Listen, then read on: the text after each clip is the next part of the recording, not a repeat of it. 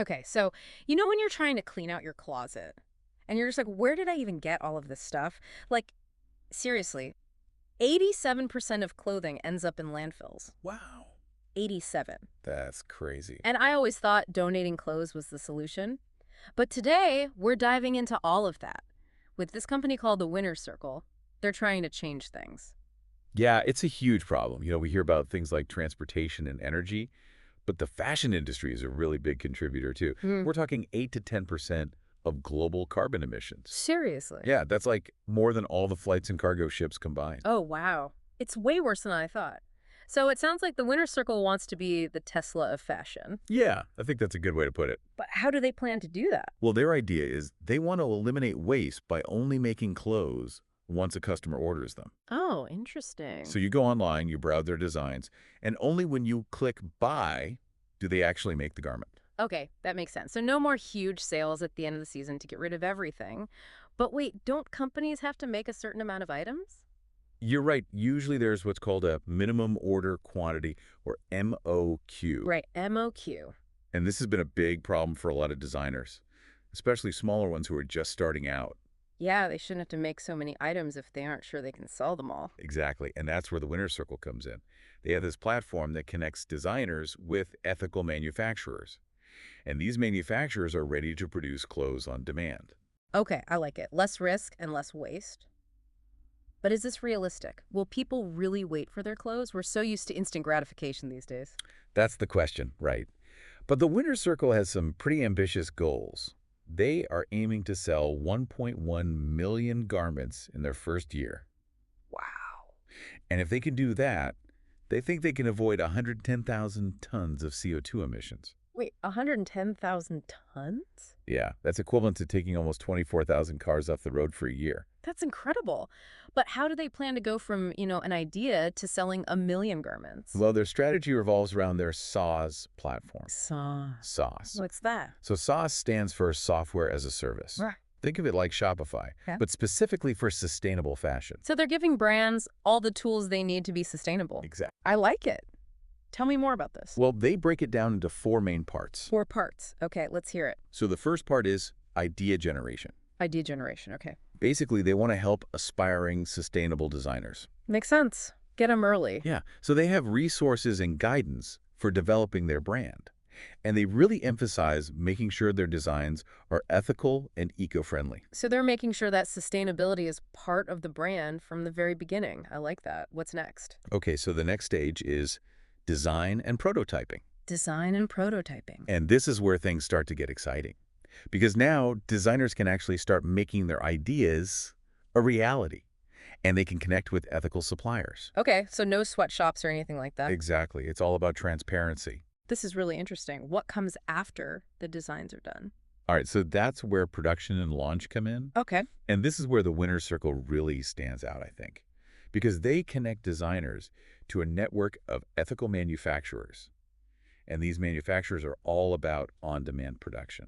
So they make the clothes when someone orders them, not a bunch at a time. Exactly. It really cuts down on waste. So smart. Okay, what's the last stage?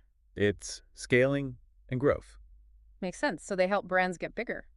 Yeah, they have people who really know the fashion industry, and they help these sustainable brands grow and find customers. So they help the brand succeed long term. Exactly. Okay, but is there even a market for all of this? Like, do people even want sustainable fashion? Oh, yeah, definitely. The demand is growing really fast.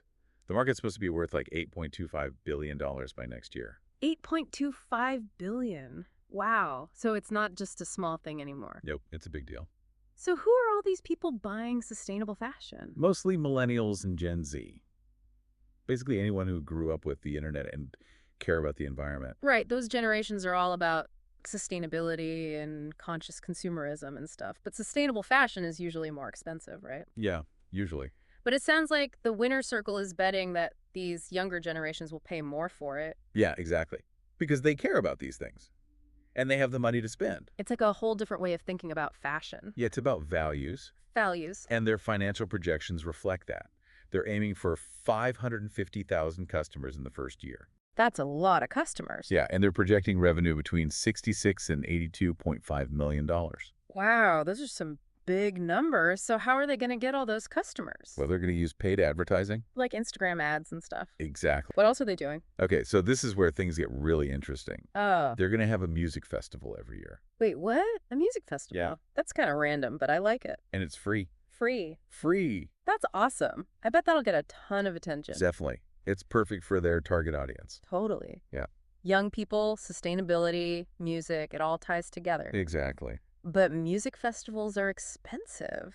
They are. How can they afford that? Well, they're expecting like 500,000 people over 2 weekends. 500,000. Yeah, and even if only a small percentage of them become customers. It's still a lot of exposure. Exactly. Plus, it'll be great for social media. I love it. It's like Coachella, but for sustainable fashion. Exactly. This is brilliant. Okay, but let's be real. Festivals are cool, but they need to make money. Right. How profitable can this even be? Well, remember how we talked about those minimum order quantities, the MOQs? Yeah. The ones that force companies to make way more than they need?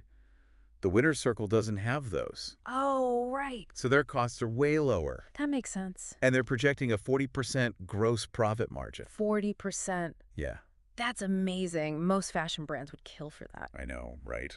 But they're going to need some serious cash to get started. Yeah, they're trying to raise $10 million in pre-seed funding. 10 million. Yeah, Wow. and a lot of that will go towards getting new customers. Makes sense. They have big goals. But they're also looking at other funding options. Oh, like what? Things like CDFI, Green Economy Capitalization Lending. CDFI lending? What's that? So it's a special kind of loan for businesses that are helping the environment. Okay, that makes sense for them. Yeah, it's extra money, Mm. and it shows that they're serious about sustainability. It's a good look for them. Okay, so they have a good plan. They're trying to make a difference. Tell me more about these carbon credits. How are they going to make the whole industry more sustainable? This is the really cool part, I think. They want to create a whole system for carbon credits in fashion, Okay. like how Tesla does it for electric cars. Yeah, carbon credits for fashion, huh?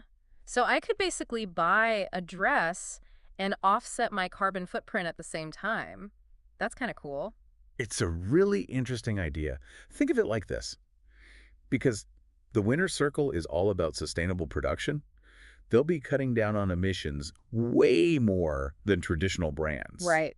And that means they could earn carbon credits, which they could then sell to other companies. Oh, I see. So the other companies can kind of make up for their not so sustainable practices. Exactly. It's like a way to reward brands that are doing things right. I like it. It could be huge, right? Like what Tesla's doing with electric cars. Yeah, it could be. But it's still really new in the fashion world, so it's hard to say how it will play out. Yeah, it seems like a lot of things have to fall into place for this to work. Definitely. Like what needs to happen for this to become, the norm? Well, everyone needs to be on board. Right. We need a global system for these fashion carbon credits. Right, with rules and everything. Exactly. And everyone has to play by those rules. Makes sense. And the whole supply chain needs to get better too, right? Yeah, definitely. Yeah. From the materials they use to how they make the clothes, everything has to be more sustainable. It's a big change. It is. But if they can pull it off, it would be amazing to have a fashion industry that's actually sustainable. I know, it's a really inspiring vision. They're really trying to make a difference. They are, and that's really exciting to see. It really makes you think about all the possibilities. Like, what if our clothes were actually good for the planet? Right. And it's not just about the planet. It's about the people, too. Exactly. Yeah. No more sweatshops, no more waste. It's about making conscious choices. Choosing quality over quantity. Exactly. Yeah. And supporting brands that actually align with our values. That's what it's all about, right? Making better choices. So as we wrap up our deep dive on the Winner's Circle, it really makes you think, doesn't it? Like, could our next purchase be a step towards a more sustainable fashion industry? It's definitely possible. And that's something to think about. It is. Thanks for breaking it all down for us today. Of course. Thanks for having me.